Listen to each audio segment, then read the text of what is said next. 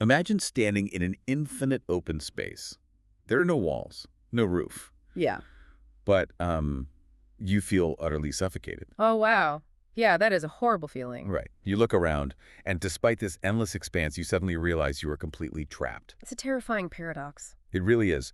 And today, we are tearing apart a single terrifying nightmare to figure out exactly how the human mind engineers its own psychological traps. I am so ready for this. Yeah, we are skipping the casual small talk today and diving straight into a highly technical structural breakdown of a deeply detailed source text. We have an account of a dream that progresses from ancient open ruins all the way down to a domestic morgue. It's quite the journey. It is. It operates on these strict rules of sensory escalation, culminating at, well, profound grief. Yeah. Let's unpack this. We need to dissect the actual architecture of this dream to understand how the subconscious forces us to confront things we actively suppress. Yeah, we really have to look at this dream as a mechanism. I mean, it's like a machine built by the dreamer's mind. The machine. How do you mean? Well, the mind doesn't just generate these environments at random, you know? The spatial transitions, the behavioral feedback loops, the physical sensations, they're all carefully constructed data points. Ah, They operate together to funnel the dreamer toward a very specific psychological reality. So let's track that funneling process right from the opening physical setting. Yeah, let's look at the map. The source text describes the dream beginning in a space resembling ancient Roman ruins. Okay. There are stacked stone pillars, but the critical structural detail here is the complete lack of enclosure. I mean, there is no roof, there are no walls, It's totally open. entirely exposed. And yet, the dreamer explicitly notes it is a pitch-black night See, that paradox is the first clue to the dream's operating system. because it doesn't make logical sense. Exactly. An open space with no walls should imply, freedom of movement or at least visibility. But the infinite space here is just swallowed by infinite darkness. Right, the darkness becomes the barrier. It creates a highly specific psychological pressure. It's like simultaneous agoraphobia and claustrophobia. Oh, man. That sounds exhausting. It is. You are terribly exposed. You have absolutely no shelter or physical boundary to hide behind. But the darkness itself acts as this impenetrable, suffocating wall. You have nowhere to hide, but you also cannot see what might be hiding from you. Perfectly said. So the environment is basically weaponizing the concept of space. It's isolating the dreamer. But then, without any transitional warning, the environment undergoes a total structural collapse. It just snaps into something else. Exactly.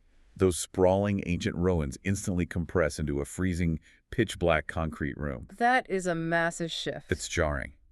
And to escape this new, oppressive space, the dreamer is forced to flee down a subterranean spiral staircase located in the corner of the room. Downward and inward. Yeah, it's almost like a reverse archaeological dig. Oh, I like that analogy. Instead of digging down into the earth to find ancient history, the dreamer starts in the ancient, abstract history of the ruins and descends to find the modern, the claustrophobic, and the deeply personal. That spatial compression is the mind actively closing off the boundaries. Force them into a corner, literally. Right. The shift from a historical, conceptual, space-like ancient ruins to a modern, enclosed, concrete bunker, it represents a severe narrowing of psychological focus. The subconscious is done messing around. Exactly. The mind is saying the time for wandering in abstract darkness is over. The funnel is tightening. So the dreamer is being physically routed downward toward an inevitable confrontation. Yes. But if the mind is building a trap, an empty concrete room isn't really enough to force a descent, is it? No. I mean, you could just stand in the room. There has to be a catalyst. There has to be. We have to examine what is actually forcing them down those stairs. As the physical space compresses, the dream's threat mechanisms drastically shift. The threats change with the space. Right. Back in the dark ruins, the space was scattered with these scary dolls and toys. Creepy dolls are a classic nightmare trope. They really are. The text specifically notes these are cursed-feeling dolls from Japan and around the world. But the mere presence of the dolls isn't the actual threat. It's not just that they're scary to look at. No, it's how the environment reacts to the dreamer. The dream operates on this bizarre, highly specific feedback loop. Okay, tell me more about that. Well, if the dreamer tries to simply go to sleep in the dream, or if they actively glare at their surroundings, the toys multiply. Here's where it gets really Wait, no, go ahead. No, you're right. I mean, here's where it gets really interesting, honestly. Because in most nightmares, you run away from what you see. Right, the monster chases you. But here, the dreamer's own defensive actions, glaring or trying to sleep weaponize the environment. Is the dream punishing the dreamer for trying to ignore the threat? That is exactly what it's doing. The dream's operating system is punishing the dreamer's defense mechanisms. Wow. And this tells us a lot about how the subconscious processes anxiety. Because it won't let them escape. Right. In a standard nightmare, the terror comes from a passive visual element, like we said. You see a monster, you run away, the threat remains external. But here, the threat is directly tethered to the dreamer's internal state and their behavioral choices. The reactions literally create the monsters. Exactly. Glaring is an act of defiance. It's a fight response. Okay, yeah. Trying to sleep is an act of total denial. That's a flight response. So they try fight, they try flight. And the dream engine rejects both. It dictates that neither aggression nor ignorance will work. Both actions just spawn more anxiety, physically manifesting as these multiplying dolls. Man, it's learned helplessness. Yes, precisely. The mind is teaching the dreamer that they have absolutely no effective strategy to combat the environment. They are completely powerless. And the anxiety doesn't stay visual. The text emphasizes a severe shift. The threat becomes intensely tactile. Ooh, tactile hallucinations in dreams are the worst. They really are. The dreamer looks toward a dimly lit area, and suddenly they are being touched. Yikes. These terrifying dolls, these toys, and human-like figures start touching the dreamer's back and violently grabbing their ankles. Just reading about that makes my skin crawl. Same. And the dreamer specifically notes the sensation is highly, terrifyingly real. What's fascinating here is the mechanics of that sensory shift. The move from seeing to feeling. Yeah, the transition from merely seeing scary toys in the dark to the hyper-realistic feeling of being physically grabbed from behind and below, it strips the dreamer of all remaining autonomy. Because you can't just close your eyes to escape a touch. Exactly. And think about the physical targeting here. When something grabs your ankles, it's threatening your foundation. Your balance. Right, your fundamental ability to stand or move. It anchors you to the terror. That is deeply unsettling. And being touched on the back targets the ultimate human blind spot.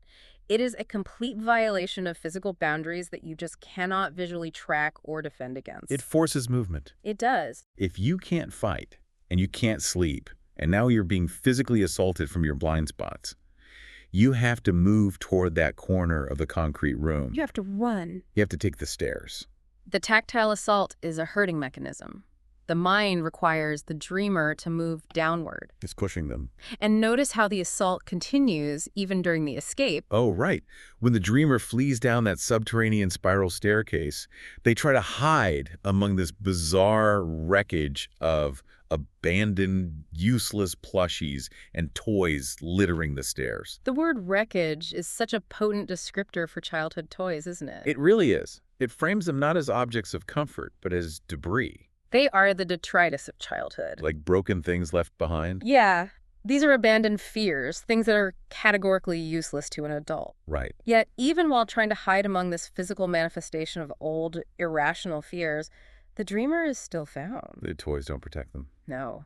They are still grabbed by the legs. They still feel that immense physical discomfort and creepiness on their back. Wow. The mind is weaponizing the discarded elements of the dreamer's past to physically drive them further and further down the stairs. Which means the cursed Japanese dolls, the plushies, the tactile assault, they aren't the main event at all. Not even close. They are just the sheepdogs pushing the dreamer into the pen. I love that comparison. That's exactly it. Because fleeing that physical assault down the spiral stairs leads directly to the core thematic payload of this entire source text. The real reason the dream exists. Right. And the genre of the dream abruptly changes here from chaotic supernatural horror to profound, quiet, existential grief. The destination at the bottom of the stairs reveals the true function of the dream machine. Okay, so at the bottom of the spiral stairs, the dreamer arrives at what looks perfectly like the first floor living room of a house. A very normal domestic setting. Very normal. But this domestic space is functioning as a pre-funeral waiting room. It's essentially a domestic morgue. Which is such a jarring contrast. Lying there, face up on a simple bed, is the dreamer's father. Oh, wow. And he's wearing a Buddhist kesa, a traditional robe often associated with funeral rites. That is heavy. We go from infinite dark ruins to a freezing concrete bunker, down a spiral of cursed toys, right into a family living room. The spatial compression is absolute now. The environment has narrowed down to the most intimate, familiar, and inescapable setting possible. You can't run away from your own living room. No, you can't. And the introduction of the Buddhist kesa brings a heavy cultural weight of mortality and ritual directly into the mundane space of a living room. It's invading the home. Yeah, it crashes the reality of death right into the reality of daily life. The dreamer assumes the father is dead, and the text notes they actually feel sadness. A very human reaction. But then we see a highly unusual, highly mechanical interaction. Right, this part is so strange. It is. The dreamer uses their foot to push the bed. It operates mechanically, going up and down, and the dreamer lowers it. Using their foot. Yes, using their foot. Only after doing this do they discover the father's body is still warm, and they ask if he is alive. It's such an odd sequence of events. So what does this all mean? The mechanical oddity of operating a bed with a foot pedal, like a hospital gurney, right in the middle of a warm family living room. It doesn't belong there. Why does the dreamer interact with the furniture before interacting with the parent? If we connect this to the bigger picture, the foot pedal reveals the dreamer's ultimate psychological buffering technique. A buffer against the grief. Exactly. Let's trace the journey again. The terrifying dolls and the tactile assault on the stairs were ultimately a distraction. The sheepdogs. The sheepdogs, right. They were a psychological barrier guarding the true adult fear at the bottom of the stairs, which is the inevitable loss of a parent. The scariest thing of all. Truly. When the dreamer finally confronts this reality in the living room, the emotional weight is just too massive to process directly. It's overwhelming. So the mind introduces a mechanical, sterile action to create distance. Adjusting a bed with a foot is the physical language of a medical professional. It's clinical. It creates an artificial clinical detachment. Oh, I see. By focusing on the mechanics of the bed pushing a pedal to make it go up and down, the dreamer delays the devastating intimacy of actually touching the father to see if he is cold. They're stalling. It's a subconscious delay tactic. The mind allows the dreamer to physically interact with the furniture because interacting with the body makes the death real. It's a desperate attempt to maintain a sliver of control when standing in a room that represents the ultimate loss of control. Beautifully put. And that illusion of control is immediately shattered by what the father says next. Right, he speaks. The dreamer asks if he is alive. And the father replies, I'm still alive. I'm alive until today. Alive until today. It's chilling. That phrasing strips away any ambiguity. It forces an immediate confrontation with finite time. Not comforting at all. No, it's not a vague, I am dying, or a hopeful, I am still here. It's a countdown. It is a definitive, non-negotiable expiration date handed directly to the dreamer. The boundary is drawn at today. The dreamer's intimate reaction is immediate regret. The text explicitly states they feel deep regret over things left undone. Yeah. But their external reaction, their physical action in the dream space, is entirely stoic. Which is so fascinating. They purposefully hide their sadness. They look at this father lying in a funeral robe, stating he will be gone after today. And the dreamer simply says, I see, understood. I see, understood. And then they turn, leave the room, and wake up. That stoicism contrasts so sharply with the frantic, terrified escape from the toys earlier. It's like two different people. Completely. When faced with an abstract supernatural fear, the cursed dolls, the dreamer allowed themselves to feel terror, to run, to panic. They reacted organically. They acted like a frightened animal. Right. But when faced with real, profound loss, the impending death of a parent and the irreversible weight of regret, the emotional system effectively shuts down. The short circuits. The dreamer resorts to strict, formal compliance. I see. Understood. We let ourselves feel the fake danger so we don't have to feel the real pain. Oh, absolutely. We scream at the monsters on the stairs, but we go completely numb when we finally reach the living room. Because the real pain is too big. The entire structure of the dream was designed to force the dreamer to look at this suppressed grief. It was a setup from the start. The subconscious built the ruins to isolate them. It built the toys and the tactile hallucinations to herd them. It was the mind's way of ensuring the dreamer couldn't run away from this specific room, from this specific realization of finite time. But even then... But even when forced to look at it, the waking mind's defense mechanisms take over. The suppression kicks back in. I see. Understood. We have tracked a structural descent that proves how rigorously the subconscious operates. It's incredibly rigorous. We went from abstract, historical ruins to modern concrete, down a spiral of abandoned childhood fears, directly into the heart of personal grief. Yeah. It demonstrates how a dream uses sensory escalation, that hyper-realistic tactile assault on the blind spots, to force a confrontation with mortality and the limits of time.